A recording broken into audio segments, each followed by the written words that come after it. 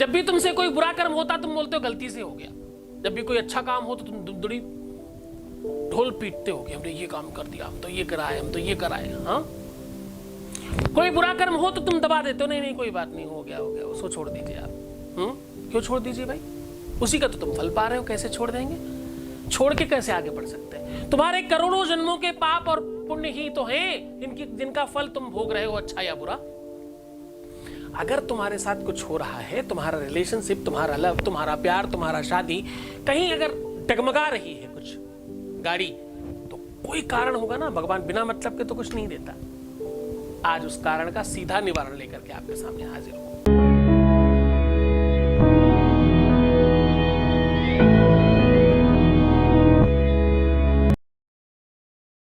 नमस्कार, मैं हूं आचार्य सतीश अवस्थी और आपका बहुत स्वागत करता हूं। आज इस यात्रा में मैं प्रारंभ कर रहा हूं कि अगर आपका रिलेशनशिप किसी बद्दुआ की वजह से, किसी बुरे कर्म की वजह से, तुम्हारे किसी खराब चीजों की वजह से कुछ बुरा हो गया है तो कैसे ठीक करें। करोड़ों जन्मों से पीछे लगे हुए पाप और करोड़ों लोगों की बद्दुआओं से आपको कैसे बचाया जा सकता है।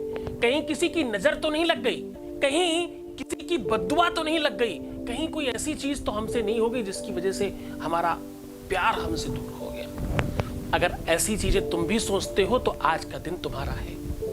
अगर तुम्हारे मन में ऐसा कुछ आता है और अगर सच में तुम्हारे जीवन में ऐसी कोई अव्यवस्था है, पाप ताप, आपके बुरे कर्म, आपकी बुरी चीजें, बुरी आदतें, बुरा विचार, बुरा धर्म, बुरा कर्म और कुछ भी बुरा जो भी तुमसे हुआ होगा, जो भी तुम्हारे जन्मों में किसी भी जन्म का कोई पाप ताप है, उसे कैसे समाप्त किया जा सकता है, कैसे उसे पुण्यवती किया जा सकता है, कैसे तुम्हें पुण्य बड़भागी बनाया जा सकता है, आज उस पर चर्चा कर रहे हैं।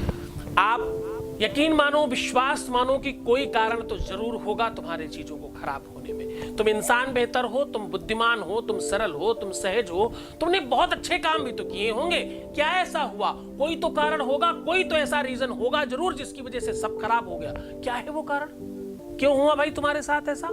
हाँ, और तुम ही क्यों चुने गए इस पूरी की पूरी प्रकृति में, और कोई क्यों नहीं इस चीज के लिए? तुम में क्या कमी थी? और अगर कोई कमी है तो उसे आज ठीक करेंगे।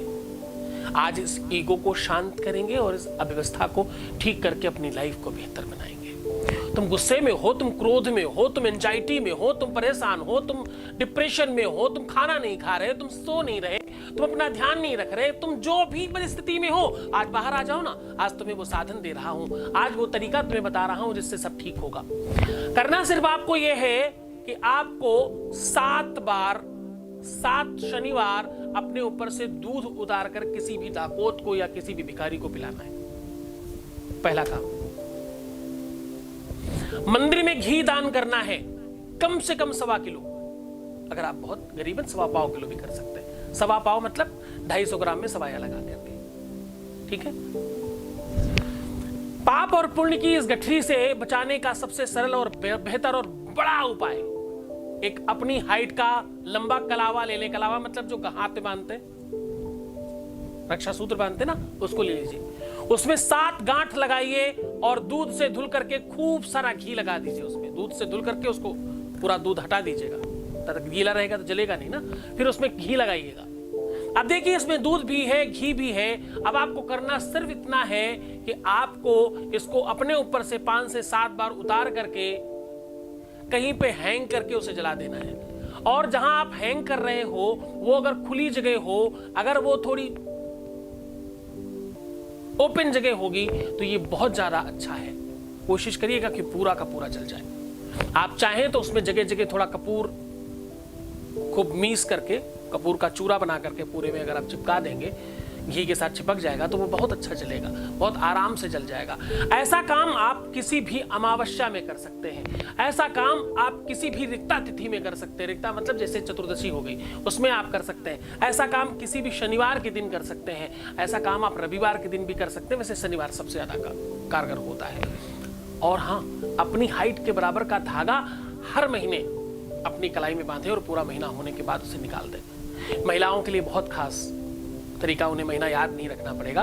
उनका जो रजस्वला होता है, जो मासिक धर्म होता है, उसके मासिक धर्म से निवृत्त होकर के बांध लें और जैसे ही मासिक धर्म आए उसको हटा दें। ऐसा 2 से 3 बार कर लेने से आपकी सारी की सारी बुराइयां खत्म हो जाती। संभव हो सके तो एक शुद्धि हवन जरूर करा लें। ऐसा करने से आपकी ये सारी की सारी अव्यवस्थाएं समाप्त हो जाएंगी और आप इससे बच पाएंगे। तो चलें, आप खूब प्रसन्न रहिए, खूब आनंदित रहिए। आपके जीवन में कभी किसी प्रकार की कोई तकलीफ आने ही ना पाए। आपका घर परिवार, आपका अपना संसार जिसे तुम प्रेम करते हो वो बहुत खुशी और संपन्न रहे। आपकी लाइफ में कभी किसी तरह की दिक्कत ना आने पाए। भगवान शिव आप पर मेहरबान रहे। जय शिव शंभो। ओम नमः शिवाय।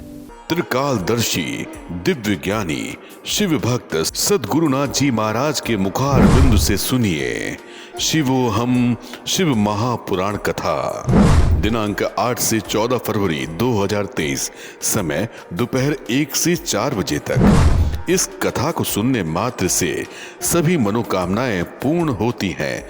स्थान हरिहर मिश्रा का टोला, नई बस्ती, नारायणपुर, पचरुखिया ग्राम पंचायत, दीघार, बीखा, बेलरी थाना रेवती, बलिया। सीधा प्रसारण देखिए वैदिक टीवी पर दोपहर 1 से 4 बजे तक, आस्था पर रात 10:30 से 1:30 बजे तक। इस कथा में यजमान बनने एवं कलश यात्रा के लिए संपर्क करें 8917020202 6391292929।